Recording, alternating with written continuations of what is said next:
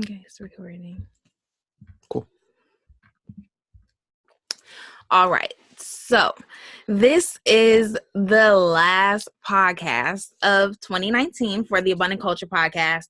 So, we wanted to just give you guys like a little insight into our lives and what we've been doing this year, some of our goals we've accomplished, a whole bunch of milestones, and some favorite takeaways and stuff like that. So how will we begin? Yeah, basically, we just want to do a recap of the entire year because kind of the way I view the year of 2019 is it's been a very offensive year. There has been no defense being played over here whatsoever. Like, a lot of things went wrong, but a lot of things went right. The enemy tried to score a lot of points on us, but we scored more. So I'll chalk this up as a win. However, it's been rough and very blessed at the same time. It's been like the most horrible best year of my entire life. It's crazy. So we'll be getting down and talking about that in more detail. So did you want to start with the theme, or how did you want to? So the theme of this podcast is the intangible lessons of 2019, which is also the title. And we got the word intangibles from our pastor's sermon. It was like a couple weeks ago. Oh, I thought it was a couple months ago, but my time. Yeah, I guess it was like 2 months ago. Yeah. And our pastor was preaching about like basically kind of like your character. And it was followed by a series called Gifted, which was like your spiritual gifts. And then once he went through the spiritual gifts and you found what your gift was, then he went into like the intangible gifts that you have that you need to nurture. Yeah, and I think the reason why that is very, very significant is because our first year in business, which I guess you could consider it our first year, but we weren't really doing anything. We were just learning because, we had no clue of what we wanted, who we, what we wanted to do in business, what type of clientele we wanted to serve. We knew nothing about business. And what we learned the first year was really just the how-tos of business. It was all the really tangible stuff, how to look at a particular piece of real estate and how to value it and how to structure that deal, and also how to look at a business and how do you structure that, how do you raise capital, how do you sell, how do you market, how do you do all of these very, very tangible things. But in our second year of business, which was technically 2019, what we learned were more so the things that you cannot touch. You could kind of pick up on it, you could kind of sense it, but it's things that you can't necessarily, it's not a tangible skill. And the thing about the intangible skills is that they give you a framework in which you can showcase your tangible skills. Now there's people out there who know the same amount of as I do about business, or even more. There's people out there who have the same training that I do, or even more. But we were both able to accomplish a lot more than certain people in a shorter amount of time because of those intangibles. And these are the inner characteristics of not necessarily how people may view you, but how you kind of view yourself. It's your confidence, it's your humility, it's your kindness. It's all of these different things. And you would think that those things wouldn't necessarily matter in business, but they definitely do. Mm-hmm. And I think honestly they're the most important, because I can teach anybody how to value a business or how to value a real estate deal and how to structure that deal, but I can't teach them the confidence that they're going to need in order to be successful at that. That's something that comes with time and repetition and just really, really doing it over and over again until you're very proficient at it. Mm-hmm. And I think that's what's really important about intangibles, is that you can't see it, but it's the most important part of it. Like, I can't stress it enough how, like, those intangible aspects have changed my life. And honestly, the books that I read this year, and it's kind of funny, the first year, of books that I read, which wasn't many. I read like maybe 2-3 books a year. I'm not really a good reader yet. I'm working on it, but I'm not there yet. Getting better. Yeah. But the first year of books that I read was all very how to. Like, I think one of the books I read my first year was Rich Dad Poor Dad. That was like how to kind of think like a wealthy person and what to do, how to invest, and different things of that nature. And then I think after that was Money Master the Game by Tony Robbins, and that's how to be financially free. In a sense, I don't think he covered everything in that book, but it was a very good book. I think anybody who has time to read 700 and some pages should definitely read it. And then there was another book after that, but it was very, very like, this is how you do this. And then even this year, all the books I read were very spiritual and character based. And what I mean by that is, for example, one of my favorite books that I read probably ever, my wife recommended it to me. It was Ego is the Enemy. And it's by Ryan Holiday.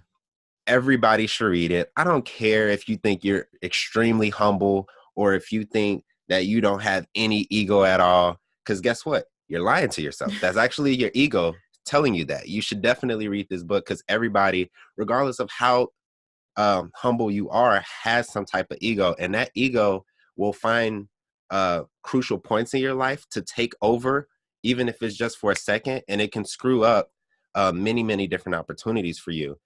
And really, one of the things that book kind of taught me is, really, like I said, everybody has an ego, and you can't necessarily get rid of it, because your ego is actually part of who you are as a human being. However, you do need to be cognizant of it and be able to really keep that under control, especially in certain points in your life, especially for me in business.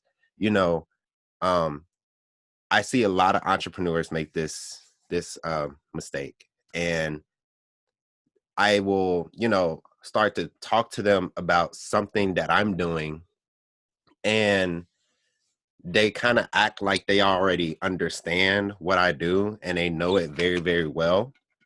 And they end up kind of just disregarding it, like, oh no, I don't want to see your free webinar. Oh, I'm good. I'm already doing this and whatever. And every time I actually get to share with somebody in detail what I do and how I do it, they're always very impressed, because there's not a lot of people that do what I do. And that's not ego. That's just me being honest. Like, I've literally met one person in the years that I've been in business that does a similar thing that I do. And then even then, it's not really the same. But just having that humility to know that you don't know everything, and that what you don't know can actually hurt you. Mm-hmm. And, it's just been a lot of intangible lessons that I feel like everybody should learn, but definitely was not taught in school. So yeah, definitely about ego. Yeah. And one of the cool things that I found interesting is that we both read Ego is the Enemy, and we both read, I read all of the A New Earth by Eckhart Tolle, and you read part of it. Mm-hmm. However, it's pretty much the same concept, like the same thing. Yeah. But you didn't find A New Earth like as interesting as I did. Like, that's my favorite book right now. Yeah. And then Ego is the Enemy, I did really think it was a great book. However, I don't remember like what notes I even took it. Yeah. It wasn't like a standout book for me. Yeah. It was just like a next step, because I already read the A New Earth book, and then I went to Ego is the Enemy. And Ego is the Enemy is your favorite book, and then the A New Earth is my favorite book, and they both had the same message. So when we talk about it together, we it's like a good conversation, because we're mm-hmm. both talking about how ego is always there. It's about how you manage it, and we talk about that a lot when it comes to business and in our personal lives too. Yeah, definitely. And also, I think I kind of bypassed this part because I just started rambling, but humility was actually one of the intangibles that our pastor talked about in his preaching series of the intangibles. It was humility, honor, and mental toughness. Yeah. The last one being like my favorite. Yeah. And kind of to expand on humility, the thing that makes humility so powerful is that it puts you in a position to where you can always be a teacher and a student. Everybody in life, they like the vanity of being a teacher, a coach, a just somebody in authority over, you know, other people, or who knows more than other people about a specific topic or subject. Because you feel superior to other people that don't know the knowledge. Yes. And as a coach, as a person who speaks in front of people and, you know, does all that type of stuff, um, if your ego is not under control, you can put yourself in a position to where you can teach, but you can't learn. And if you can teach, but you can't learn, as a teacher, you will get stagnant. And then eventually you will be surpassed by the people that you taught if you don't really keep that ego under wraps. And I think the best teachers in life are the people who constantly, you know, find time to learn, even from their students. There was actually a public speaking event engagement that me and Jasmine went to, and there was actually a guy who brought up a topic that was kind of related to what I do, but not like exactly what I do. He brought it up, and I was in front of the room, and it was like dozens of people there, and I didn't know the answer. But you know, it was really a learning moment for me, and you have to know how to switch almost seamlessly between being teacher and being student. Because if I would have just been teacher, I probably would have made something up that wasn't necessarily 100% true. But because of what I learned about humility and ego, I was able to push my ego aside and be humble enough to say, you know what? I don't know the answer to that. However, I'm going to go look it up tonight. And then next week when, you know, we meet back up, I'll definitely have an answer for you. And that's exactly what happened. You got a lot of praise for that.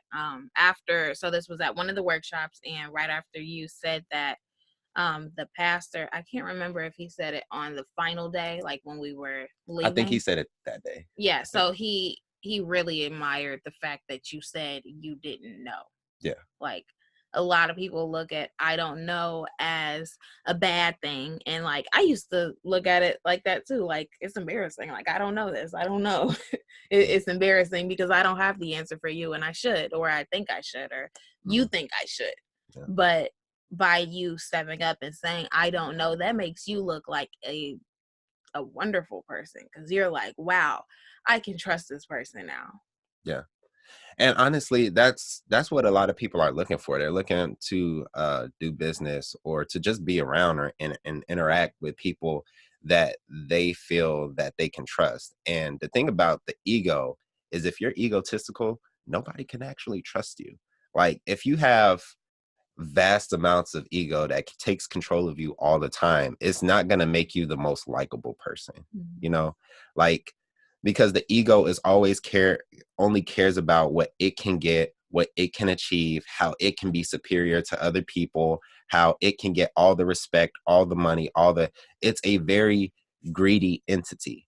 And like I said, it's part of who you are. And if you use it correctly, you know, it can be you know, really a great part of your life if you can control it. But the problem with most people is that they don't even know that they have an ego. Have you ever met somebody who was just so arrogant, like super, super arrogant? Like, you wanted to choke them because they had so much ego, but they didn't even know. Like, that's the craziest part about it, you know? There's this one saying that says that the devil you don't know is more dangerous than the devil that you do know. And for me, that's kind of what the ego is, because once you're cognizant of like, oh, I have an ego, and here's where, you know, that ego likes to butt in and say these different types of things. Once you know that, automatically you're less egotistical. Automatically you're more humble, because you're not going to let it pop up at certain times, because there's going to be certain times where it's going to really distract from whatever goal you have in life. For example, like we you know, we invest in different things of that nature, and we raise capital for deals and all that stuff. And um the the one thing that I know about that specific business is that the more you give to your partners, the more they'll want to work with you. If I was egotistical, like, there's this one deal that we're working on now, and we're pretty much considering splitting it 50-50 with the person that we're doing it with. Now, he actually gave us the option to actually get a bigger slice of the pie than that.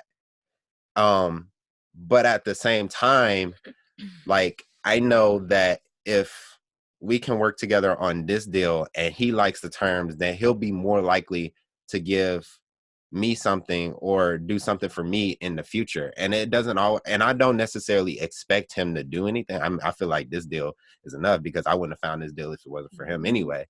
But, you know, those people are going to remember, like, man, he let me get 50% of the deal. Or like, even in, you know, syndications, you know, the investors take like 70%. You know, they're going to be like, oh, so I get more profit than you do. And it's like, yeah, I mean, it's only right. So I've seen a lot of growth in the both of us in that area, especially myself, because there's been a lot of times where I would have like this split second of like jealousy or envy, or I'm like, I'm better than them. And like 5 seconds later, I'll realize that, no, I'm not. Like, what's wrong with me? Like, why am I being like that? Like, I'm not even jealous of him. Like, why am I'm doing my own thing. I should not be jealous of what he's doing and the deal that he's making. Like, it's just crazy that I'm now able to reflect on that, and I see that in myself so quickly too. It doesn't take a couple days anymore, or maybe just doesn't come at all, but it's like just a split couple of seconds. Yeah. And I've seen that in you too. When we be talking about all these deals, and like when I was a little bit more selfish, a little less humble, you would bring me back like, no, we should do this. Or if I would be like kind of really against something, like let's say like a partnership split, and then I'll be like, no, I think we should get more. And you're like, but if we do it at a lower, let's say like 30% rather than 50%, then our relationship will be better. And you always help me with that a lot. Yeah. And I don't know, it's like, for me, like, I think it's just been an easier journey for me, because I would say, just because I feel like personally, when you start from 0, 30% looks really, really nice. I mean, like, seriously. And that's just how I always thought about it. It's like, you start with 0, and then somebody says, you know, I think, you know, it'll be fair if, you know, I get this percentage of the deal, you know, majority percentage, and then you get this percentage. I mean, you had 0 before. So it's like, one thing to keep in mind is like, be humble enough to accept lesser, if you know that, especially if you know that there's more down the line. Like, you know, we work with investors, and investors are people that, when they know you, and I mean, when they really know you and they really trust you and they really like you, like, there will be times where they turn down deals just to invest with you on your next one. And I've literally seen that, you know? So you got to remember that everything is a long-term relationship. Like, just because you take less up front doesn't mean that you're going to get more down the line. And it takes humility in order to really, you know, really do that. And I think everybody should definitely be okay with playing everything for the long term as opposed to the short term, because everything is long term. You know, this year kind of flew by, but if you think about everything that we accomplished in this year in comparison to the first year, it's like staggering. And I didn't even get to where I wanted to be, but we'll go over those milestones in a minute. But yeah, it was like ridiculous, you know? And I think that also goes into one of the next intangibles that our pastor talked about. A little bit more on humility. Oh, okay. Is that something I've also noticed is people always want the nice house, the nice car. They want like the material stuff. Yeah, I got something. And so this year, I put my mind on this orange McLaren that's $129,000. Yeah. And will I get it this year? Probably not. I mean, you know, you never know. We have a couple of ways that we can get it if we really, really want to. What you mean this year, as in? Well, 2020. 2020. It's definitely possible. But I have to remind myself that I don't, like, Jasmine, don't get this orange McLaren to show off, like, just to show off, to look better than everyone else. Like, that is not the purpose. The purpose of, I mean, even this podcast really was for us to give back to other people. We want to have a bigger platform so that we could, you know, spread abundance more, spread the word of God more, you know, just spread all like the positive things about life and humanity and all that. But people won't hear that message if they don't know us. Yeah. So for the people, once they know us, then they can hear our message. And I feel like God, you know, that's one of our purposes is to spread this message. Like, he wouldn't have blessed us with all that he has, like, thus far, and everything he's going to give us in the future, like, just to show off. Yeah. So absolutely. I have to make sure that I remain humble. So like on my vision board in 2020, my theme of the year is focus, and not just focusing on like hard work and stuff like that, but focusing on Jesus, because when I focus on him, everything else will come together. So I will get that orange McLaren. I'll get my 5-bedroom house with my guest house unattached in Northwest Indiana. I will get my office with a media studio and all the other goals that I set for 2020. But I have to remain focused on the right things. Yeah. And that is humility. Yeah. And another thing about humility, and this is something that I found to be so interesting. Humility isn't necessarily what you do, and ego isn't even necessarily what you do. It's the intention behind it. And this is where I struggled a little bit, I would say a few months ago, about a year ago, probably a few months ago. Jasmine has always been one of those people who she was not, I don't want to say materialistic because there's a negative, you know, connotation to that. But she wanted nicer things than I did. You know, she wanted, she doesn't even like cars, but she probably wanted a better car than I would want. She wanted a bigger house than I would figure that I want. She wanted to dress nicer. You know, she wants a Rolex and like all that different type of stuff. And I always thought that those things were very egotistical. But what I found out from reading Ego is the Enemy is the fact that objects and actions aren't necessarily a show of somebody's ego. Their intention behind things are what shows ego or what shows humility.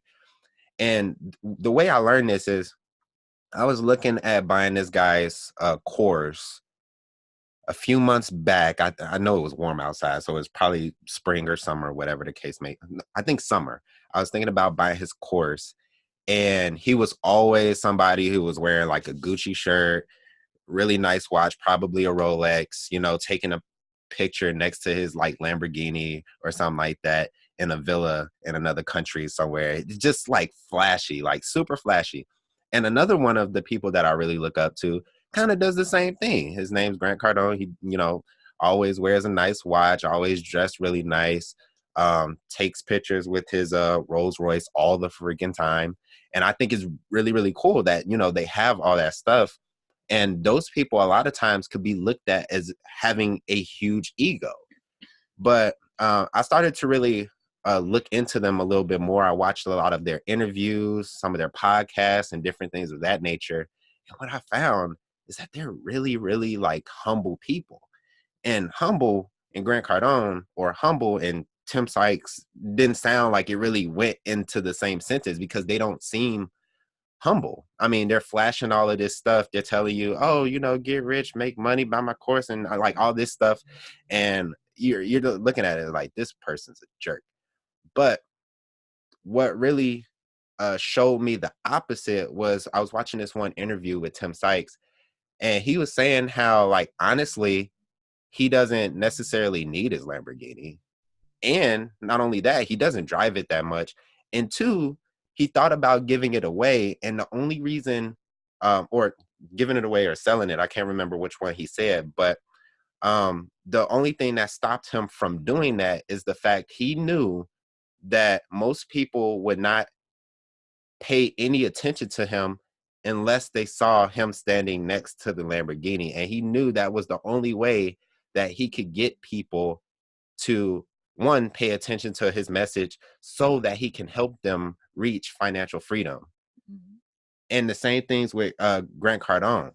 And it was so crazy to me because it's like, you look at a Lamborghini as being something that's not humble at all because it's flashy, but they're using it to attract you to help you. And I think there's this one verse in the Bible that talks, I think Jesus was talking to Peter, and then he said, one day you will be a fisher of men. And this is something that I've really been looking at in my own business lately of, you know, you should not chase clientele, but you should have something that attracts them to you. When you go fishing, you don't chase the fish. You put something out there in the water that is attractive to the fish, and that fish comes to you. Clients are the same way. People in general are the same way. And you can have something like a Lamborghini, like a Rolex, like dressing nice, like, you know, a really big office and all those things that scream ego, and use it in a very humble way. Mm-hmm. And also when you use those things and you give God glory for having those things, all of a sudden you're taking something that is seen as very egotistical and you turn it into something that is a blessing for you and other people, and also makes you seem very, very humble. So and I think a lot of people use the term showing off. And what I realize is that showing off doesn't necessarily mean egotistical all the time. You could show off in a very humble way.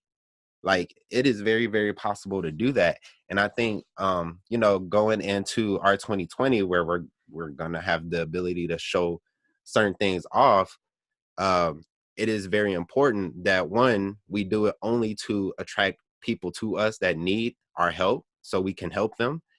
And two, that we always give God glory for the things that we actually have. Mm-hmm. And I think that's what's really going to lead to us being successful, because it's not really about what you have or, you know, the things you do. It's really, where's your heart? Yeah, where's your heart at? And I think if your heart's always on helping people, you can have things that look very egotistical and use it in a very, you know, gracious manner. So I call it showing off humbly. And that's what I'm gonna do in 2020. I saw this one meme, and it said, it said, like, I think it said, God didn't bless you to show off in front of your haters. And then the person said back, he said something like, oh, the Lord said he would prepare a table for me in the presence of my enemy. That looks like stunting to me. And I was like, I mean, that's kind of true, but it's like, you know, it's kind of like your intention behind it. You know, if you're, and to that point, talking about haters and humility, you know, we've actually, you know, our first year in business, everybody was not taking us seriously. Nobody was taking us seriously. As a matter of fact, there was one guy that actually took us seriously. Sylvan, shout out to Sylvan, bro. I know he'll listen to the podcast. Yeah, he's going to be listening soon. But yeah, there was like one person that believed in us, you know, the first year. And then the second year, you know, we still had some haters, but not as many. And it's actually crazy. Like, we actually get certain people that, like we went to a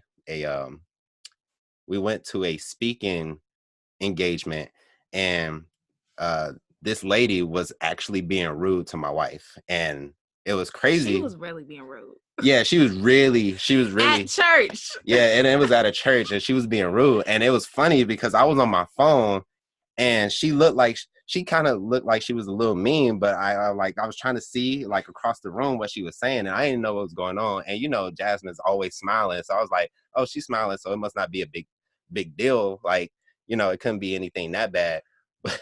But she told me after the event that the lady was telling her to move out of the front row because she wasn't supposed to be sitting in the front row. That was for the deacons or something. Yeah, even though we were told to sit in the front row.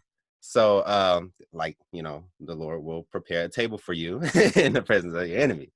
And she was being so rude, and she was kind of hating on us. And then she put her name down on the contact sheet and said, "Do not call me." So she specifically, we pass out a sheet to see who's attending, and they have a chance to put their email address and phone number so that we could contact them later. She literally she put her name, but she didn't put any other information, and just said, "Do not contact me." And I was like, wow, that's crazy. But by week 3, she literally begged us to call her so that we can help her, in her financial situation. So you have to even have the humility to help people who previously did not like you, your business, or anything about you. And it was something that was so crazy because I'd never been in a position to help somebody who really hated on me. And I had to be humble enough to really, do that. And because it's not about you. Yeah. And that's not even the first thing. We actually have a client. I'm not going to say who it is, but he know who he is, who is going to fly us to another state to help his son start another business. And that person previously said that you will never be half as successful as I was when I was in business.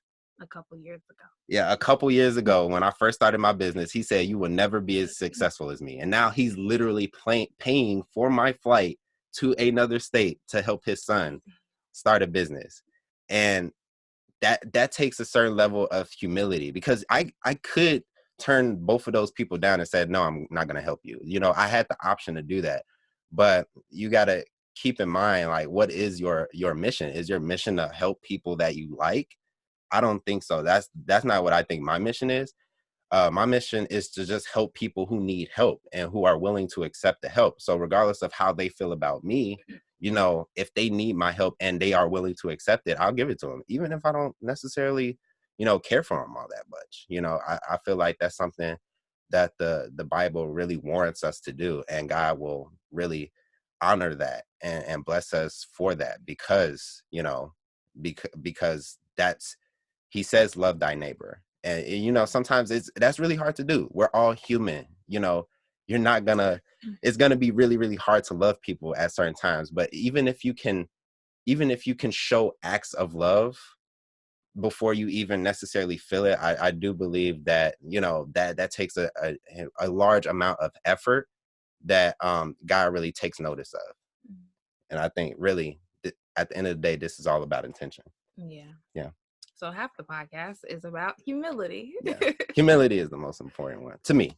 Yeah. But do you have anything to say about honor? Oh, yeah.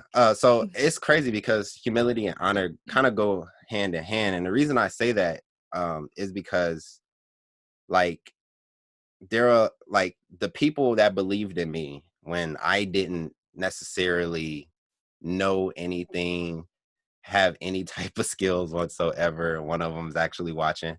Thanks, Dan. But I believe with all my heart that you should honor those people, regardless of who they are, what their personal beliefs are. Even if you see them doing some type of wrong, I feel like there's still a certain amount of honor and respect that you should have for that person, because they believed in you when you weren't anything. You didn't have any results. You didn't have any money. You didn't have any business. You didn't have anything. you know, and those people, they poured into you, they invested in you. And I feel like when you honor those people, it really comes back.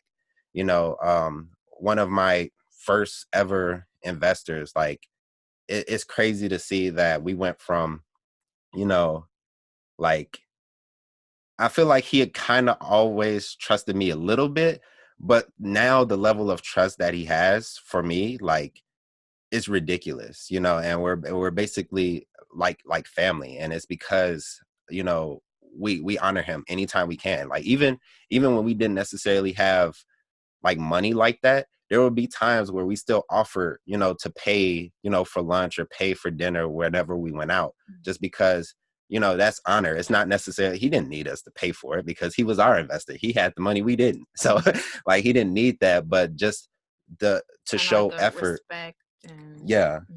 To show that we cared enough to like take money that, you know, we can definitely use and like pay, you know, for your meal.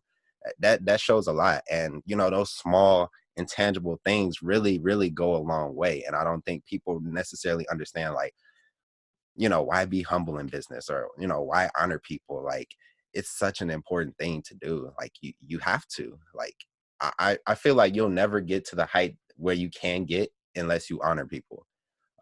Especially honor the people who God has placed in your life, because I feel like everybody who helped me get to where I am today and is going to help me get even further, all of those people, uh literally all of them, I feel God placed in my life, like at the right time in the right place, like all the time. And I can actually trace back to moments where I was like, oh, I know God did that, because like that was just perfect timing and I couldn't plan that. Like the people that helped us the most, we could not have planned to meet them. Like they were put there. Like I could tell you what my plan is all day. My plan means absolutely nothing, you know. And to honor those people that God has placed in your life, one day somebody's gonna honor you like that. And you got to keep that in mind. So however you honor them, the people you teach, the people that you lift up in life when you get older, they should honor you the same way. So honor the people above you like you will want somebody to honor you when you help them. Yep, everything you just said. Yeah, for sure.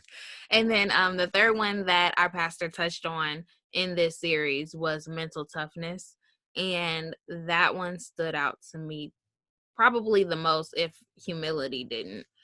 Just because mental toughness is just something you do not see a lot, like, in today's society. I didn't even see it in myself, to be honest. Like, I was a crybaby, and yeah, I just was not mentally tough at all. Like, letting jealousy. I mean, you kind of were a little bit in some aspects. But I guess some aspects. But like, just allowing myself to just get jealous of people all the time and comparing myself, and not really, like, before I didn't have a voice of my own until like up until a couple years ago. So that mental toughness was like, that was everything. Yeah. And mental toughness. Yeah, and mental toughness is something that is like, it's a skill. You gotta like practice, work on it every single day. And I'm still not where I should be. Like, I'm proud of myself because now somebody could say something really disrespectful to me. Like, and yeah, and I may or may not clap back a little bit, but you get one reply, and then after that, you know, I'm done, you know, talking to you about it, really. And that's a lot better than I used to be, because I used to like, I would argue with you for 8 hours straight. I had to have the last word, and now that's just not who I am anymore.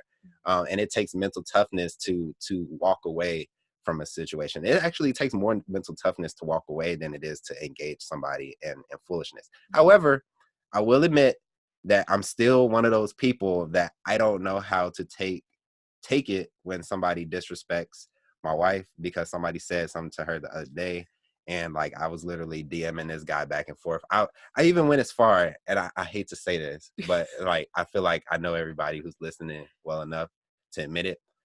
I went as far to find the location on one of his posts just to see how close he was to me. And he was Nuts. 680 something miles away. So that, I wasn't that mad. I'm not about to travel 681 miles away. However, he did spend about 45 minutes. Yes. Thinking really about what to say back to the guy on social media. It's not really that big of a deal. Like, people are just mean sometimes. Yeah. Like, maybe he was just having a bad day. Maybe.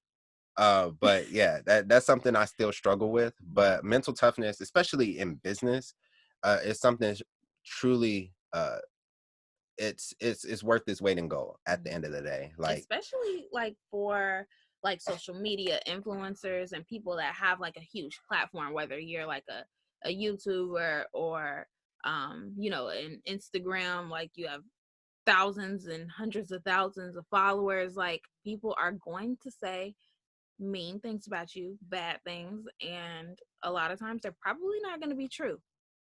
Yeah. But you know the truth and God knows the truth, so that's really all that matters. Yeah. And wherever you're trying to go in life is going to require some ounce of mental toughness. It just is, because there's no way that you can accomplish something that's truly good, especially anything for like the kingdom of God, period, without the enemy trying in some way, shape, or form, trying to distract you or attack you in some type of way. And that's really what it is. It's the enemy. Jesus had enemies, then you will have enemies, period. Yeah. And I think the first time I said that was like a few months ago. And it was so funny because I don't remember exactly what happened, but I remember saying like, man, it's crazy. I want people to like me so much, but there was people that didn't like Jesus. Like, I wanted everybody to like, because I felt like I was doing something good. So if you're doing something good, you feel like everybody should really honor that, whether they, want to do business with you or not. But that's not the case. Some people will hate you for trying to help them. And, that's a real thing. And it was so humbling, because I had to remember, and I think it was something my pastor said, I had to remember that people hated Jesus, and you clearly aren't Jesus. Like, you don't, like, y'all, you just don't do the same things as Jesus does, like, all the time, from birth to death. Like, it is just nobody's that perfect on this planet. And if there are groups of people, actually very, very many people, who can hate him, how do you feel like you're entitled for everybody to like you? It just doesn't necessarily make sense. And yes, their hate doesn't always make sense. Like, there's people who were like really rude or mean to me that I couldn't understand why. But then again, it doesn't make sense for the people who hated Jesus in the Bible. Like, does their hate make sense? No. I mean, it really doesn't. He walked around healing people all day and trying to teach people. And, he had people who felt like they were enemies, but he still loved them. And I think mental toughness, the highest form of it, is to love people who hate you. And that is something extremely hard. I don't even do it all the time. I'm not trying to pretend like I do, because I don't. I don't think anybody does. Yeah. Like, nobody's perfect. Yeah. But I think at the end of the day, at least acknowledging that or trying is a step in the right direction. And I mean, this year has required ridiculous amounts of mental toughness. I mean, from, having to fire people, having to respond to really bogus customer reviews, sometimes that didn't even almost fake. Yeah, that a lot of times don't really make any sense, to helping people who, like, I used to think, man, I can't wait to get revenge on them, and like literally going from that to like, all right, let me help you out. That takes vast amounts of mental toughness, and also waiting on different things. Like, you guys all know, we were supposed to open up a coffee shop, and we still are opening up a coffee shop in East Chicago, but it was supposed to happen a long freaking time ago, and it has not happened yet. So even waiting for things that you feel that you're entitled to happen takes a lot of mental toughness as well. Like, and there's no way around it. A lot of people want to figure out the shortcut to certain things. the thing that I like about these intangible skills is that there's no shortcut. There's no shortcut to humility. Mm-hmm. There's no shortcut to honor or mental toughness. There's no shortcut to any of that. I mean, you can read like a book all day about, 10 steps to building a business or 10 steps to building a relationship or networking or something. But it really comes down to your character, especially when building relationships. Like that's what it's all about. Like you can't fake that. Nope, can't fake it. It's a process to those things, and there's really no way around it. And I feel like the reason there is no way around it is because God knows that you need that process in order to be developed properly. I mean, it just is. Like every now and again, you could get a shortcut in something very tangible, like download this this spreadsheet and it'll help you evaluate deals. That's a shortcut. That's a honest shortcut. However, that's a tangible skills. Tangible skills can have shortcuts. However, intangible skills, the thing that actually make you who you are as a person, do not have those same shortcuts. And I feel like as a entrepreneur, especially, you have to be willing to take the tangible shortcuts whenever you can, because it just makes sense. It's smart to do that when you can, but that you really adhere yourself to the process of being humble, of honoring people that you should honor, and being mentally tough so that you can be a great leader at the end of the day. Yeah. So that was like the whole intangibles like series that he went through, just the 3 weeks. But we did want to share with you guys some of the milestones that we've reached this year, because this year was like, as slow as it like sped past, and there were like some pretty good things that came about this year. Yeah, it's pretty legit. So number one, we got married this year. Yeah. Of course, you would put that as number one. Yes, that's number one. I mean, it was number one for me too. I just I guess I don't think about it so much because we've been together for so long. But I almost forgot to put it down, to be honest. Yeah. So we got married, and it was really something where it was really funny the way it happened. It's like when you're gonna marry somebody for like a while, and you just wait for everything to really come together.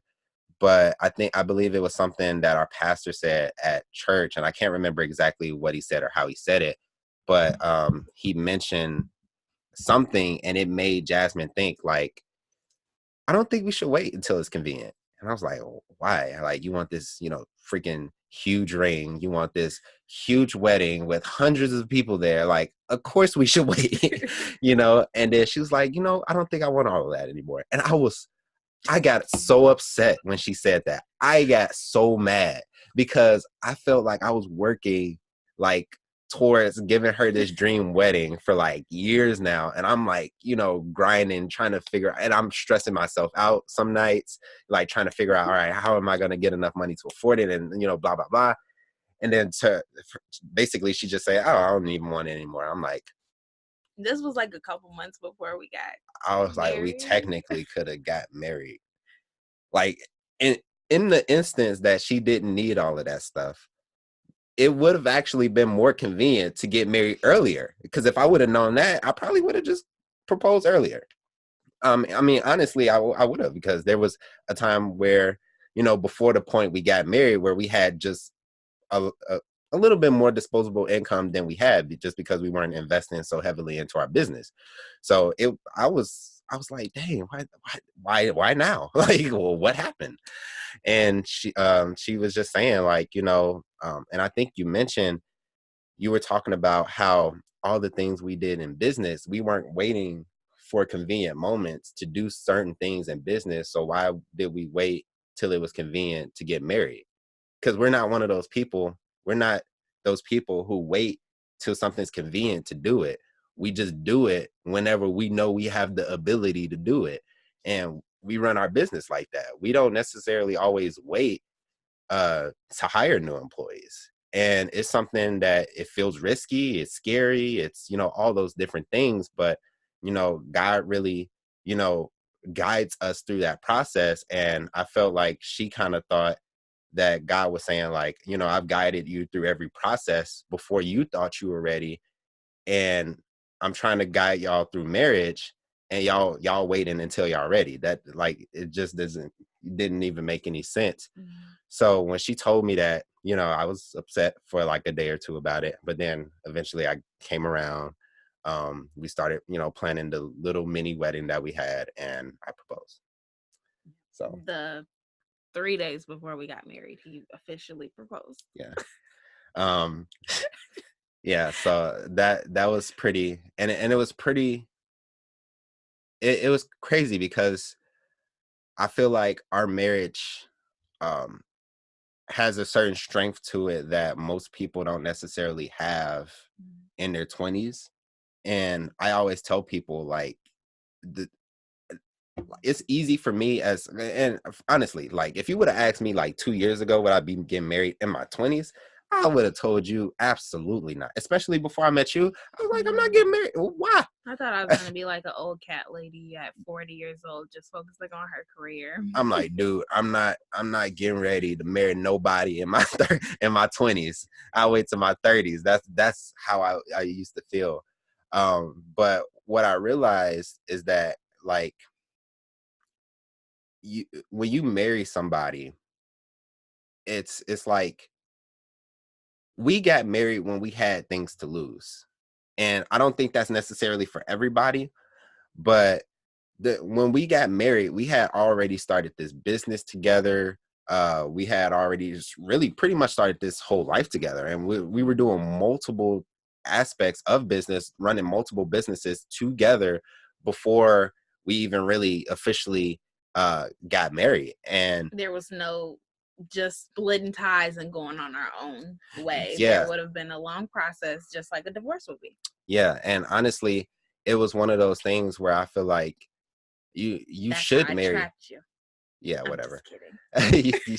You should definitely marry somebody where, you know, like, your life is gonna decrease in value without that person. And, you know, the part of the reason I could justify getting married, especially this early on, because this is early for me, or at least that's how I felt. The reason I could justify that is because I used to think, like, you know, I'm like, why should we get married, you know, in our 20s? And then I would think about everything we were doing together, and it's like, couldn't we really afford not to get married?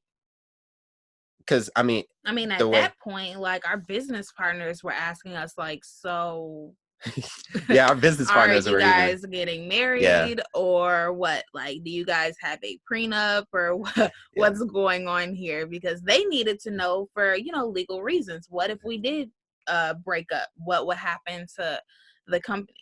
Yeah, everybody was like super concerned about it, and we were the only people that weren't concerned. But everybody's like, I'll invest with you, but I need to know. Are you married? Like, right? Like, what's going on with you guys? And I was like, no. And then after a while, we started to really get the hint, like, oh, it's like, you know, they're worried about their money, you know, and rightfully so. I don't blame them. But I think it's so great when you marry somebody where, you know, that, because my understanding of a relationship, or, you know, being boyfriend and girlfriend, is really you're going in one of two directions. You're either going to be together forever, which, even if you don't get married, that's just like marriage. I don't know why you wouldn't get married, but that's just basically like marriage. You're going to be together forever, or you're going to get to a point where you're going to break up. Like, one or the other is going to happen. There's no kind of in between there. It just isn't. And what I really asked myself is, like, okay, can y'all break up, and will you be okay with that? And I'm like, no. She raises money. I don't know. I don't know anybody else who does that. Like, like she does this, she does that. Like, she does the edit. Like, it's just so many stuff like, that she does. Who will be the next person? I don't know. You wouldn't find anybody. The same thing with you, don't that? Like, you're you know, Michael B. Jordan would be the second option, but whatever. I'm just kidding, guys. Yeah, whatever. I'm just kidding. It's just. But we were in a position to where we formed this almost symbiotic relationship. And I shouldn't say symbiotic because technically symbiosis isn't necessarily healthy That means from when they're combined, right? from a scientific Like, standpoint. Like Venom is a Venom. symbiote. Oh yeah. Yeah, But because he was it was eating like his a organs. healthy relationship It didn't at the start off end. well at the end, but he was like eating them alive But the basically. health at the end of the movie though. Yeah, so we have formed this relationship that was really dependent on each other in order to grow, because we wouldn't have grown as fast without each other. So it just made sense to get married. And I think people, and this is relationship advice. Don't think that it's like all wonderful all the time, because it's not. Yeah, no, it's not. But I think you should get married with somebody that you know you're gonna miss out on something if you don't marry them, if you guys do break up. Because during the hard times, like in times where you love them but you don't necessarily like them all that much, you're gonna think like, what do I need her for? And then you're gonna be like, oh yeah, all of that. All right, so we'll go to bed and we'll figure it out. We'll figure it out in the morning. So I mean, I feel like in the very hard times, those tangible things that you, or even those intangible things that you all have built together, is really going to be the glue that really keeps you all together. Yeah. And another really cool thing about when we got married this year is our pastor. So he married us at the church, and we have like a pretty good relationship with our pastor. So we got the free access to go to the marriage retreat, which costs money, but we cool like that. So they let us go for free. And then while we were there, our pastor and first lady asked us if we wanted to speak on the panel with them about marriage. And it was just crazy because so our church is pretty big. It's probably about maybe 200 people in there at the 11 a.m. service. And then at 8 a.m. service is probably about like 100 or so.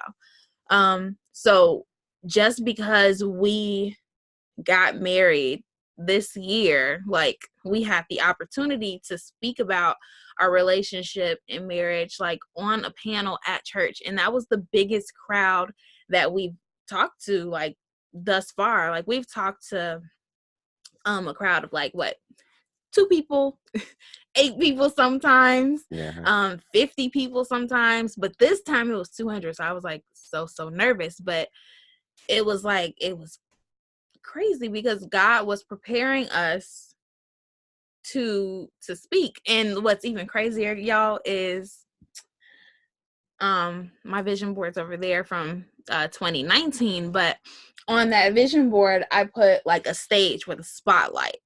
I kid you not, that is exactly how it looked when we were on stage at the panel for the relationship panel.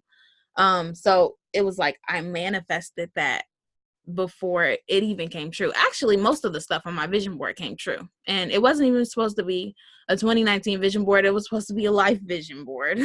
So it's just crazy, which is why I'm doing it again. Manifestation is real. Make sure y'all create y'all vision boards. Yeah, for sure. Gotta step it up. Mm-hmm. But did you want to? Oh yeah, I was just gonna quickly go through a couple more milestones this year, because I know we've been on here probably for an hour or something. Basically an hour. Yeah, I'm getting a little hot and tired. Yeah. But another milestone is we bought the Highland Lil Coffee Cabin. So this was already up and existing, and it was actually supposed to be our second location. Crazy story is that this location was the very first one to go up, and we wanted this location. And everybody thought we owned it. Everybody thought we owned it because that's where we took our first picture at Lil Coffee Cabin. After we signed the franchise agreement. So everybody is cool, when can I come? I was like, this isn't ours. It's just where we signed the papers. We didn't say that we own this one particularly. But we wanted it. Yeah. Crazy thing is that became our first location. So our technical first location, which is East Chicago train station, still is not up yet. Hopefully, we want to get it in before the 1st every week. We're just hoping that it opens up next week. So it'll be really, really soon for East Chicago. However, we didn't plan on buying Highland. We didn't even think they would be selling it or anything. Yep. So, and then we bought it. Oops. And then we bought it within what, like 2 weeks? Yep. So yeah, that was crazy. And then I'm gonna try to fix the live stream. Okay. But yeah, so basically, did you want me to keep talking about it? Yeah, so basically what happened is the people who own it were moving out, moving to, I think, a different state, and they didn't want to manage it anymore. And because they didn't want to manage it anymore, they know that they needed to sell it. And then the original franchise owner basically came to us and asked us, did we want the location? And he reluctantly did that because he thought that we were just going to pretty much do the same type of marketing that they do. And he didn't want the sales to stay the same. He wanted the sales to go up. And he was worried that we weren't going to increase the sales that much. But he told us about it. And he was like, hey, if you buy it, I really want you guys to really, get in there and boost the sales and do all those things. And we were like, don't worry about it. We got it. Don't worry. We got it. And long story short, he was like, well, if you're going to buy it, you have to buy it within the next couple of weeks. So literally within a couple of weeks, we evaluated the business. We raised the capital for it. We created a new LLC. We funded the LLC. The LLC bought the company, and we became the new owners of it. So that was our first business that we bought, our first existing business. Yep. And the cool thing about that business is the first month, the sales went up by 10%. The second month, it went up by 28%. And this is technically our third month. We have no idea if the sales are going to be up or down, but they're pretty much going to be around. Down. It may be, right now we're at negative 2% from last month. So even if it's still that at the end of the month, we're still better than when we first bought it at. Yeah. So if you add it all up total, even if we end this month at minus 2% of what we were at last month, we're still above 30% cumulative gross income since we bought the business. So we basically boost the sales over 30% over the course of a couple months, which is very, very good numbers. Like, I'm proud of myself. I heard an advertisement for a sales training that said, oh, increase your sales 30% in 3 months. That's basically what we did. So we were equal with that sales training. So it's like, that's pretty legit. Into the next milestone is we launched our coaching program this year, which is really exciting because at first we were doing everything for free. We were doing workshops for free. We were doing consultations for free. And we realized that people weren't valuing our time as much as if they would have paid for it. Yeah, for sure. So with that was really, really cool too, because Jasmine actually had the idea to create the coaching program, because it was something that I always wanted to do, but I thought it was something that was going to be a long ways off. And she was like, nah, we need to do it. We did it within 4 days. Yeah. So she had the idea of creating the coaching program. And then within having the idea, within 4 days, we actually launched it. And I think within a couple days after the 4 days, we actually had our first client, which was really cool. Exciting. Yeah. And honestly, sometimes you have no idea. Sometimes you have no idea who actually wants your product or service. So I do believe in targeting a specific type of person to market your product or service to, but let everybody else know as well, because the first client we actually got came from a girl that we had already knew, and we were just telling her about it, and we weren't expecting her to sign up because she was already, kind of doing some things of her own and, real estate and investing. But she was like, oh yes, I need it. Send me the invoice. And then literally that I think a day later, she actually had paid the entire coaching fee. And it was like, that's crazy. That's insane. So if you guys want coaching, you should get it now. Yeah. Long story short, you should get it now, because our price right now is $797. And by January 20th, well, on January 20th, our price is increasing to $2,250. Yes. So I would definitely suggest getting it now because it's cheaper. But, you know, at the end of the day, prices are going up either way because our value is there. It's proven. And even when our prices go up, we'll still be cheaper than most of our competitors. And that's just the honest truth.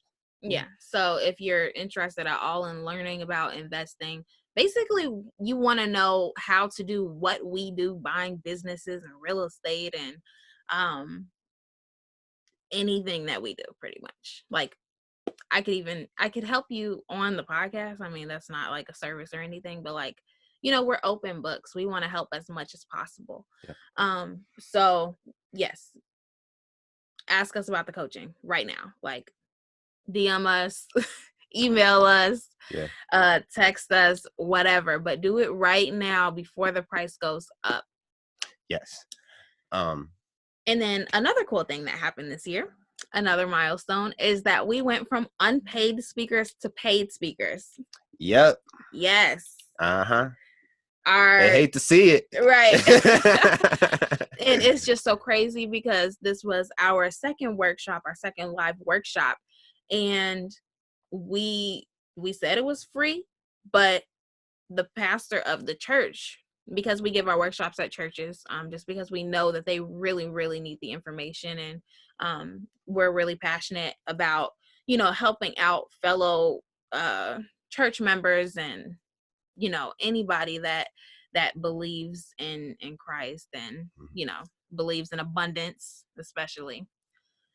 So yeah, they paid us like just randomly and we were super appreciative of it. So we were like, okay, this is God telling us that we need to start charging for our services. Yeah. And it was crazy because after we gave the workshop, the pastor was so great. I honestly, he said he was going to pay us, even though we offered it for free. He said he was going to pay us in the beginning, but I didn't necessarily like believe that. Honestly, I didn't think he was lying. I just thought he was, you know, probably going to forget because he's running the church. He has other stuff to pay for and other things on his mind. So I didn't think it was actually going to happen. But after the workshop was over, he called us into his office and was like, you know, like, I think the information was great. I really appreciate it.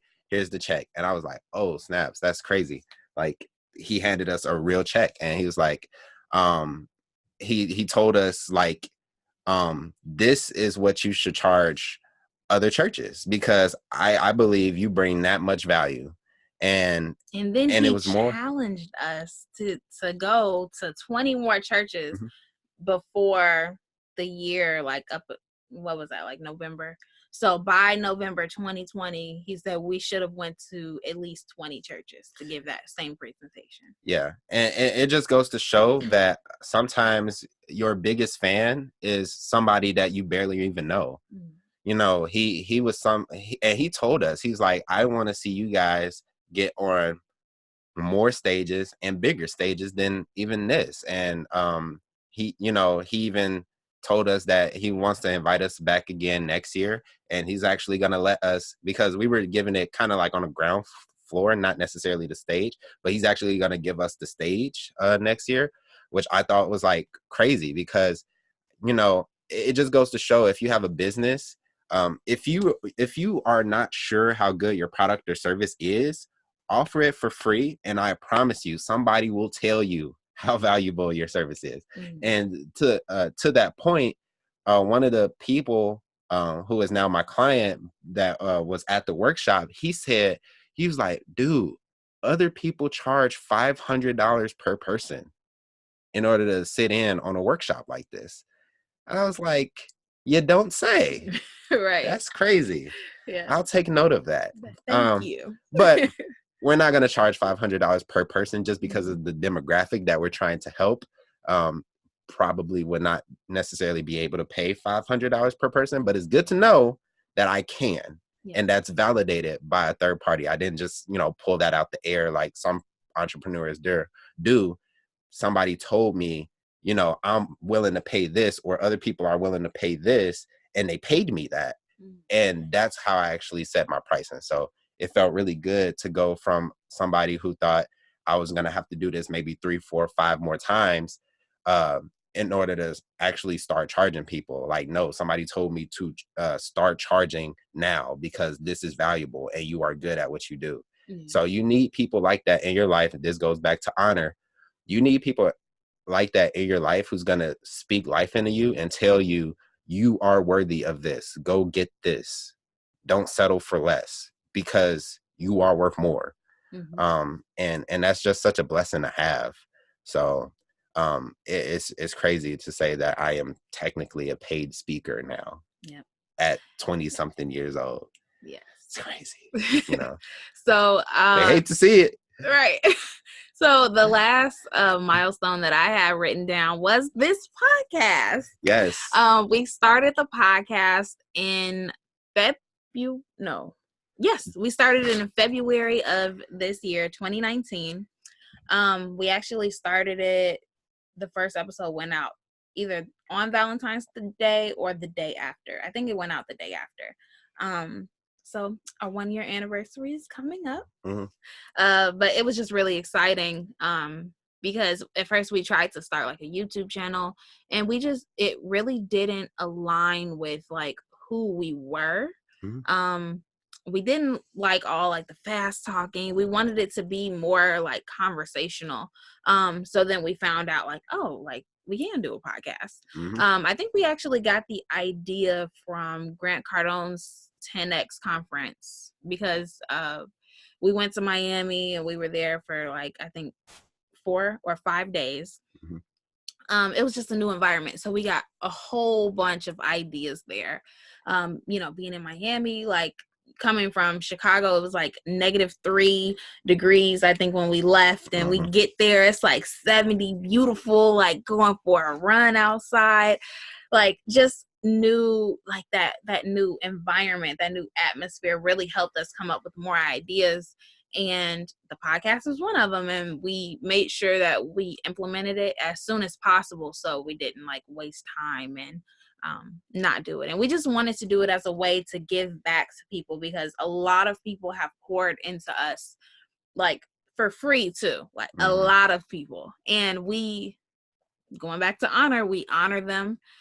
We value them so much, and we really appreciate them. So as a way of,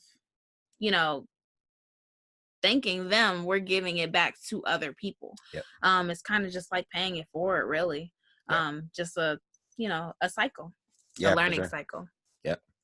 And one of the things that was really cool is when we went to that conference in Miami, we actually rebranded our whole company after that experience. And we wanted it to be something that we wanted Abundant Culture to be a brand that as soon as you hear the name, you know what's up. And we're not a big brand. Like, there's only really a handful of people who really know about us so far. We will continue to grow, but even when I meet a total stranger and they say, what's the name of your company? It's Abundant Culture. They're like, oh, it sounds nice. Because it says it all. We're about abundance. Like, I grew up, financially struggling my whole life. And I refuse to live the rest of my life like that. I'm just not going to have it. And I refuse to allow people that work for me to live a life like that. So I'm going to be, helping even them invest and become financially free and all of those different types of things too. So it's just something that is near and dear to my heart. And I kid you not, if nobody was ever paying attention to me at all, I would still be doing this just because, this is what's important to me. And I feel like this is what I was put here for. Absolutely.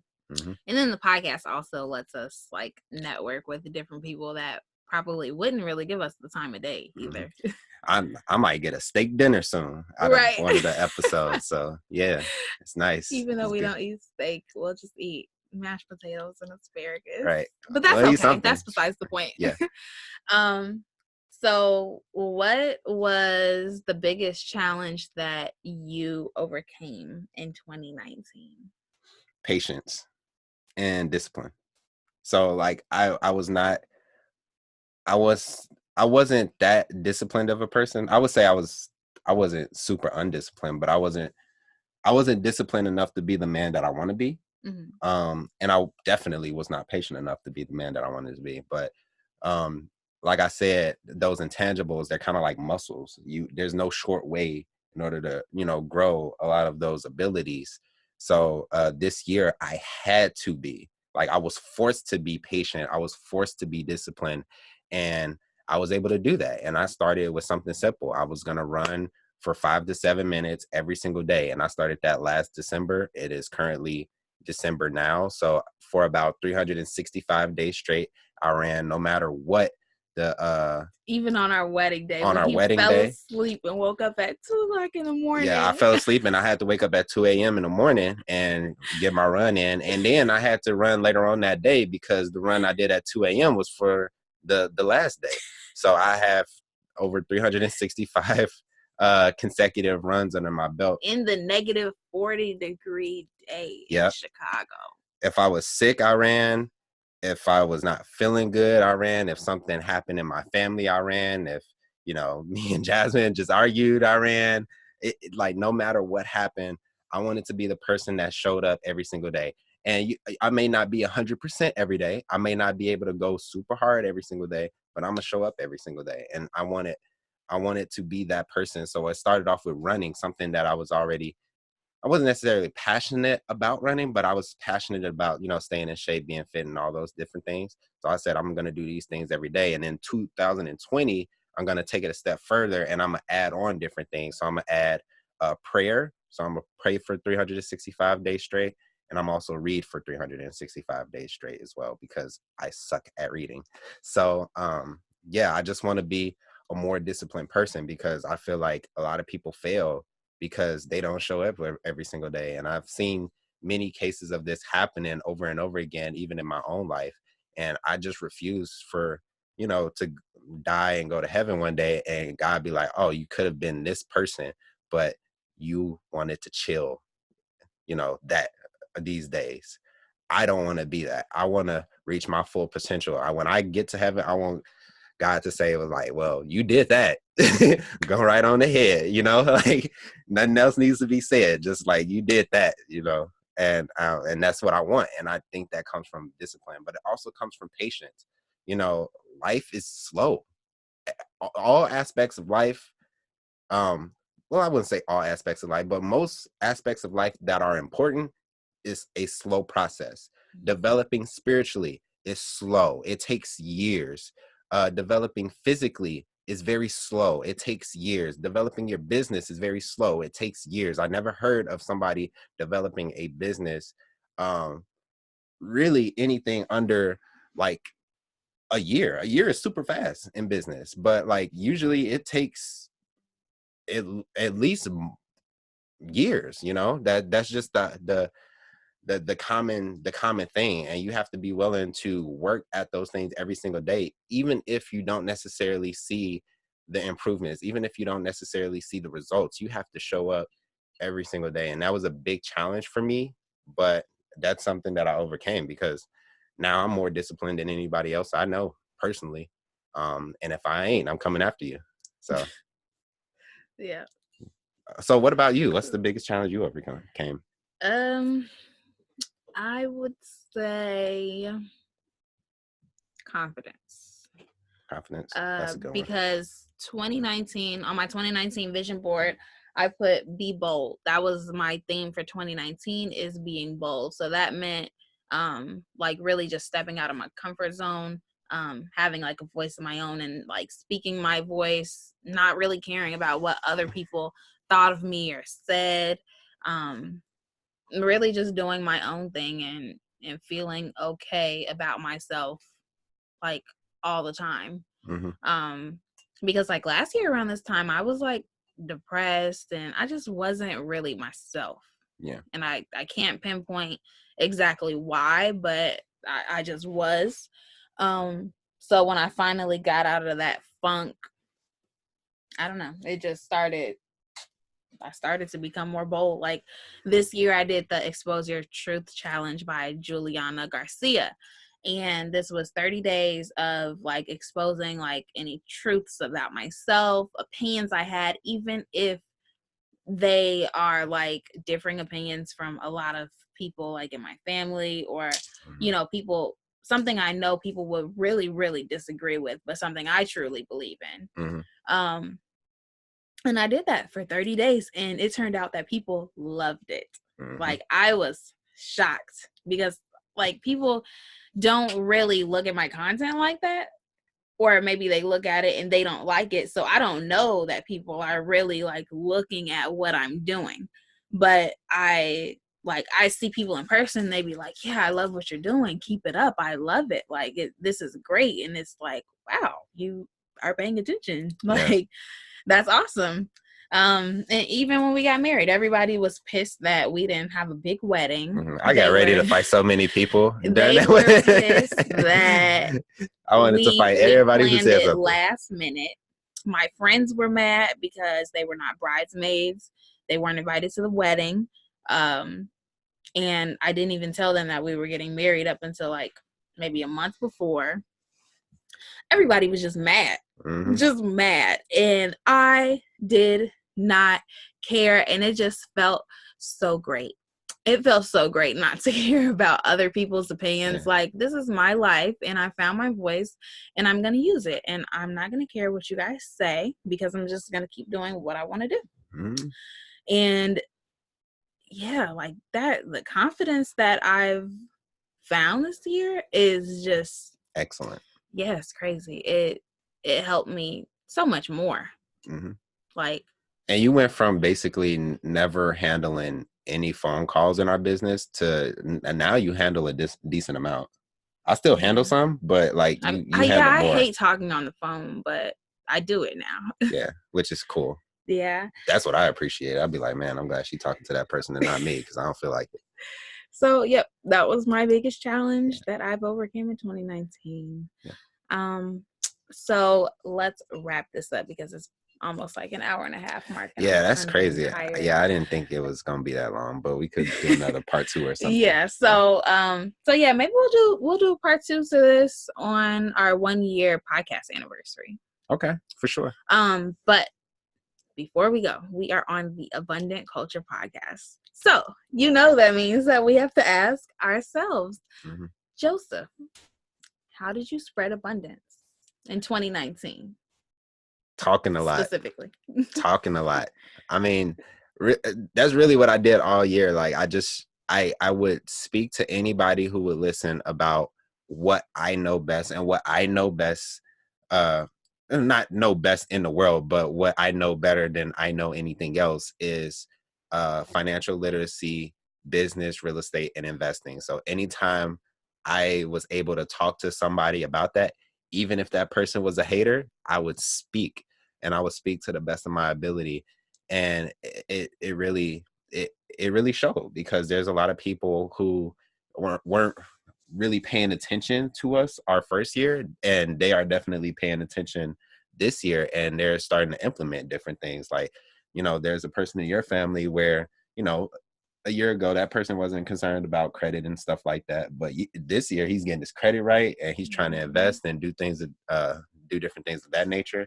And, I'm just glad that I've been able to stay true to my story so much that people, whether it's conscious or subconscious, they start to take that and really start to act on it. So I really appreciate that. And anything I could do to help people become wealthier and not have to live in poverty, not have to be broke, not have to live paycheck to paycheck, I will do until the day I draw my last breath, because this ain't a job for me. This is what I was built to do. There's nothing else that I would rather do. So how did you spread abundance in 2019? We gave a lot. Yeah, we did.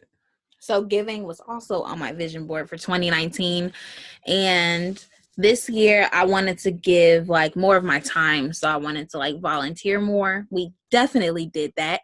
We pulled up the carpet at our church. Like, we helped them pull up carpet. This is not, the carpet at home either. This is like that commercial commercial carpet. Yeah. So this is the one that's like, it's glued down, stapled down. Y'all, my fingers were hurting. I ripped my shirt. But we were there for 2 days helping. And I felt so good about myself because, like, I didn't really volunteer that much anymore. We volunteered a lot at the food pantry at the beginning of the year. We volunteered, I think that was Easter or something, for one of the food giveaways. Like, we volunteered a lot this year at our church. And then not only at our church, but we also volunteered a lot of our time with the consultations when we were doing them for free. We gave the workshop, the first one, that was free. Completely free. The second one was supposed to be free until we got paid for it. So we went in with the intention of, giving. Not only that, but we gave a lot of money this year. We gave from the Lil Coffee Cabin, we gave to the breast cancer awareness support organization.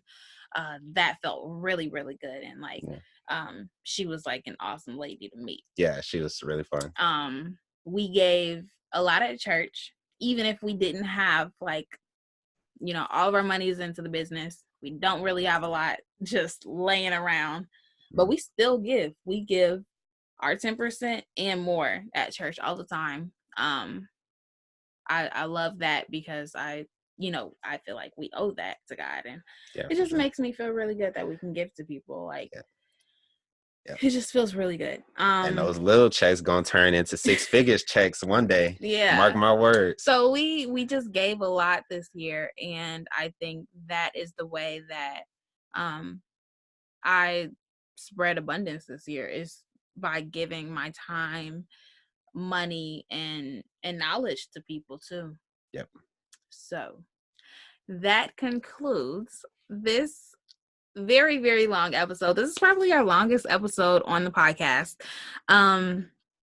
We really, really appreciate all of our listeners, because we went from like 0 listens because we didn't have a podcast to about, now on average, we're getting about 60 to 70 listens per episode, which is like awesome. That might not mean a lot to some people, but that means a lot to us. So thank you, everybody that listens to this podcast, whether it's one time or like every week, maybe if you even listen to it a couple times. Like, we thank you guys so much for all your support, and we will definitely be getting like some great guests like on for next year. So if you guys like know anybody that will be good for the podcast, don't hesitate to connect us or allow them to, reach out to us. You can email us at info@abundantculture.co. Yeah. Not .com. Make sure everyone is following us on Instagram at abundant.culture, or on Facebook, it's just Abundant Culture. What else am I missing? Oh, and subscribe to our newsletter, because we have like a really, really cool series that's going to be going out. We're going to do an email every week. We're still kind of like figuring out, what we're going to put on it and stuff, but we have a really cool email series going out. So make sure you guys tune into that, because we're also going to be giving like exclusive offers and stuff like that to our email list only. So you guys get, all the perks and benefits of us. And join the newsletter at our website, abundantculture.co. And it's at the bottom of the page. You can just sign up there. And that is all. Thank you again, guys, for listening. Thank you.